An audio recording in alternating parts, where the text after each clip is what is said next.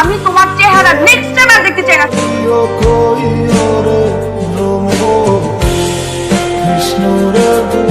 Sorry, আমার আসলে ওইভাবে ব্রেকআপ করাটা উচিত হয়নি।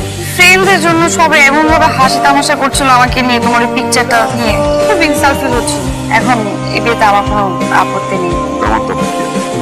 মানে যাকে আমি ভালোবাসছি যখন জানতে পারলো সে আসলে একটা সিকিউরিটি গার্ড, সে আমাকে ছেড়ে চলে কখনো কোনো মানুষকে তার অবস্থান থেকে ভালোবাসতে পারে না। আরেকটা কথা, তোমার ফ্রেন্ডদেরকে বলে দিও ওই দিন ওই সিকিউরিটি গার্ডের ছেলেটাই আসলে তোমার বাবার বস।